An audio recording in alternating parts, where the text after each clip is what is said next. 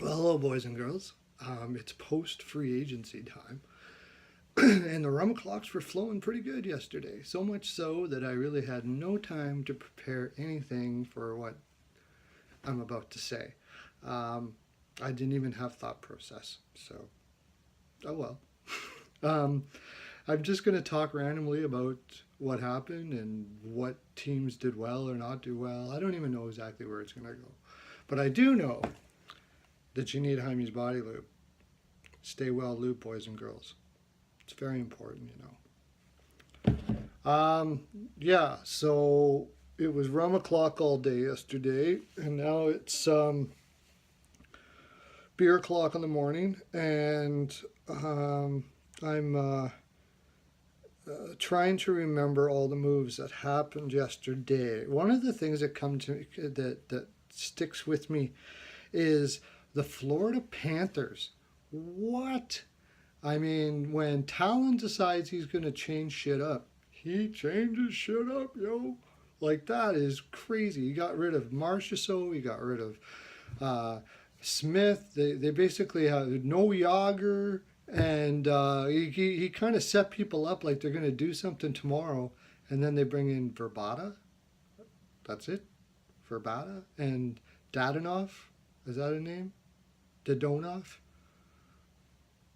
That's it. I think there's more to be done there, my friends. But what looks like it's happening in Florida is they're continuing on a rebuild. They're going back to the plan, and they're probably going to be missing the playoffs next year, I imagine, unless they have something serious coming up. Like they have a line on a good trade to bring in a winger, at least one winger. They need at least one. Right now, they have like McCann is going to be their second line left winger, and that just ain't gonna do, boys and girls. No, not at all.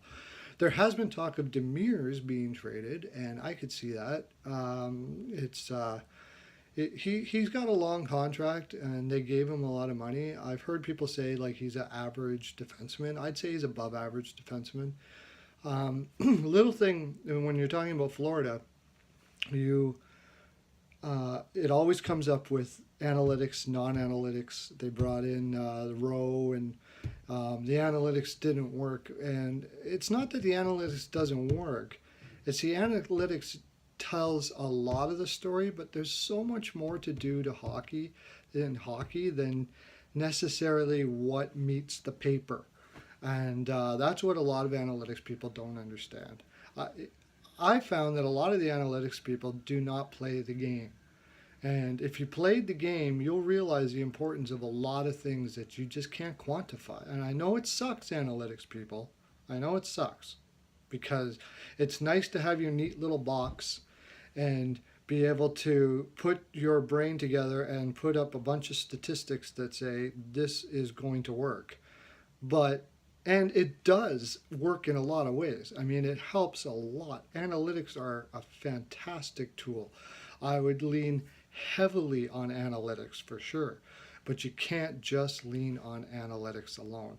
If you do, you make mistakes like Rowe did last year by firing a coach that everybody loved after just taking them to the playoffs when not even the players expected to be there. That is a recipe for disaster. I don't care what kind of possession players you have. I don't care what their courses are. I don't give a shit. They're going to give up on you. And that's what happened. And then Rowe, who made the decision, sets himself up for a complete failure by becoming the actual coach. It was a horrible decision. Very, very bad decision. I don't even know how much coaching experience he had. It seemed like he did, but he wasn't going to get his players behind him. And you can't quantify getting your players behind you. There's no analytics that's going to say, "Hey, this this is the level of get your players behind you that affects everything else. Your Corsi, your possession. I mean, you look at a guy like Jack Johnson in Columbus, who had horrible possession. numbers, and then all of a sudden Tortorella comes in and the guy's a freaking stud because you have a coach that's able to explain things in a way or even a system that is going to be better for that. Johnson played mostly the system that he was given by coaches. And there are some, like, I'm starting to wonder myself as I'm growing in this understanding, as I'm growing and applying analytics to my way of looking at hockey. I'm starting to wonder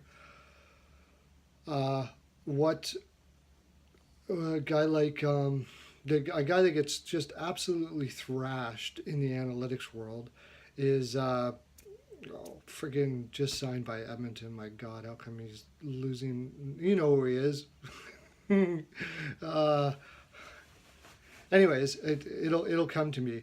But he just a defenseman that was just signed with Edmonton, and he gets thrashed, block shots like crazy.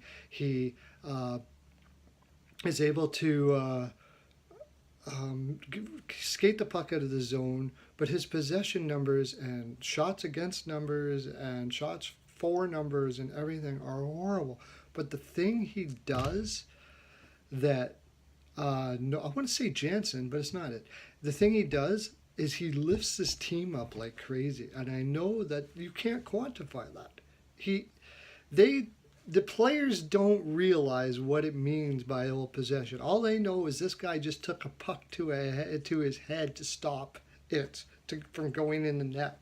And that freaking works, man. That gets all of your good possession players, all of your good Corsi players, all of your respect that all this shit. And then they end up doing it more themselves.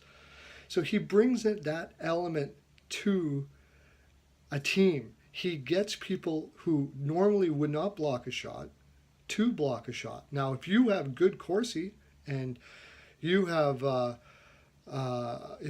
good possession numbers and shot suppression numbers and all of that, and you throw in the fact that you now will be willing to stop shots, you're going to get even better numbers. So a guy like that, he lifts people up to do things that they normally wouldn't do.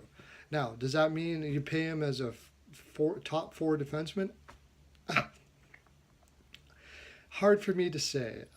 He's a 5'6" skill level, but his value to be able to to sacrifice his body the way he does is possibly puts him in that category. It's unquantifiable. And there's a whole lot of players like that are unquantifiable, that they do unquantifiable things that add to a team. I know it's hard to admit it. It's hard to say it when you're following analytics, and I got really deep in it. But the fact is that it's true.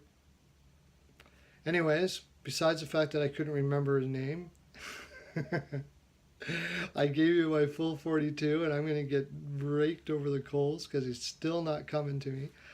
But I think he's number 4. That's my full 42%, boys and girls. Have a great day. Lots of love to ya.